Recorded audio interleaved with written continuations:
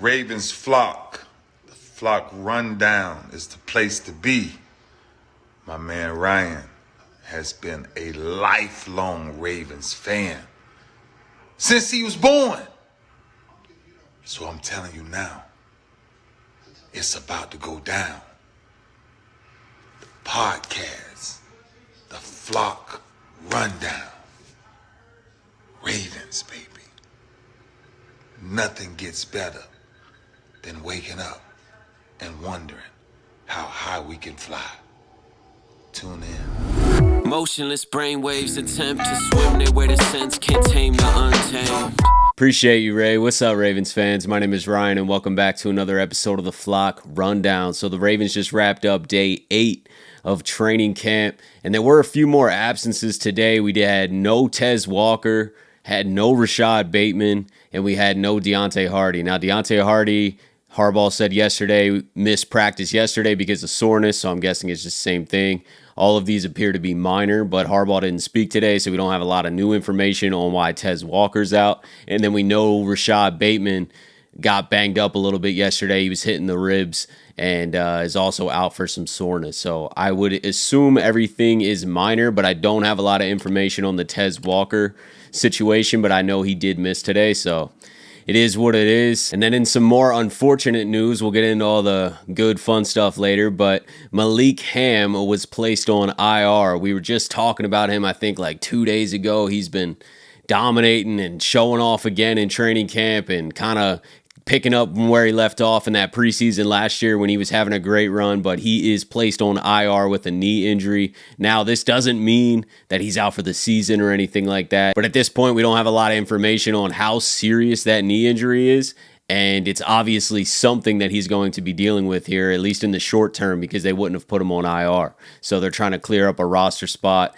move him to IR, so he's going to be out for a little bit. Edge room's already kind of thin, not that he has been a player that we're like relying on, but he's definitely a player that I was excited by. I was excited by his potential. Zach Orr the other day was raving about how hard of a worker he is, and I hope Malik Hamm can get healthy and get back out there because he's definitely been battling with some injuries since he was an undrafted free agent last year and now getting put on IR. Hopefully this isn't long-term, but it's obviously not great news right now. But let's shift gears and move on to some more positive news. The Ravens offense is building practice after practice and looks a lot better than they were even just a couple days ago. Lamar appears locked in. And have an opportunity to coach him. I'm a father of 4, and it's like when you see something in young people, you tell them. And when you see greatness, you tell them. You own it. You want them to believe in themselves. You believe in them. You want them to know that you believe in them, and that's what we're working for.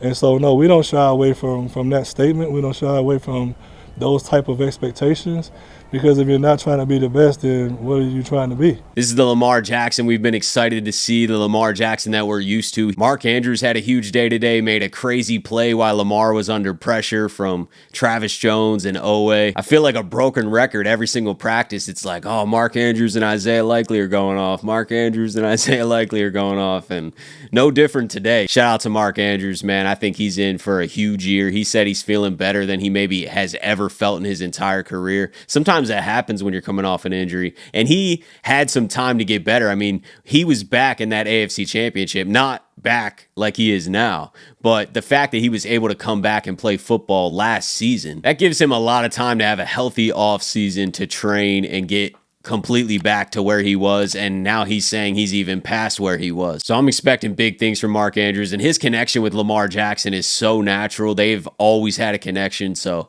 I think Lamar's going to be looking for him quite often throughout this entire season. The run game also got going a little bit today and was making more plays than we've been hearing about, so that's great news. I am super high on this run game as well because we added Derrick Henry. I mean, we lead the league, or at least top 3 rushing attack, every single year basically since Lamar Jackson's came into the league.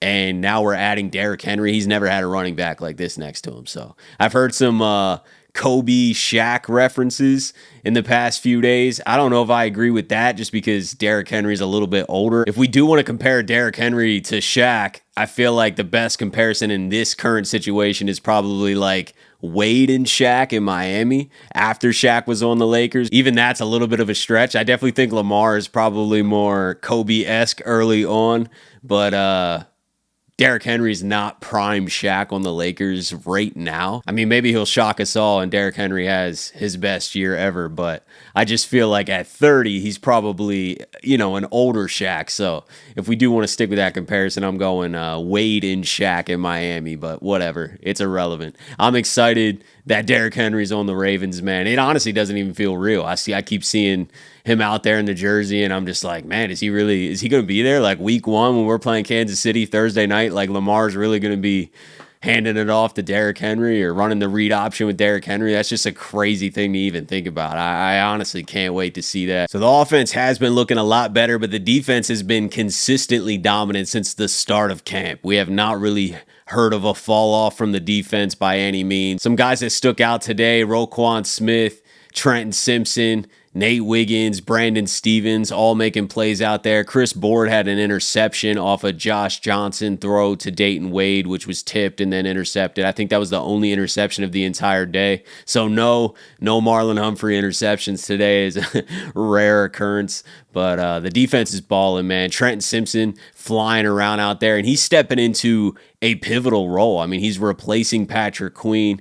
He's going to be beside Roquan Smith this season, and I'm super high on Trenton Simpson. I've been talking him up all offseason. I'm not expecting him to immediately be Patrick Queen of last year. You know what I mean? I want to give him a little bit of grace here. Like, this is his first time starting in the NFL ever consistently, so I don't expect him to jump to year 5 Patrick Queen, but I definitely expect high-level production. I expect him flying around. He's a super explosive player, so I just think he's going to be flying to the ball all over the field. And our new defensive coordinator, Zach Orr, spoke on Trenton Simpson and just his competitiveness and seriousness and mindset that he brings to the table each day. Trent's an intense guy, which we love. We love it. I mean, I think Isaiah Likely told me the other day, he was like, man, tell Trent to smile out there on the field. I was like, hey, man, that's how he roll. That's how he roll.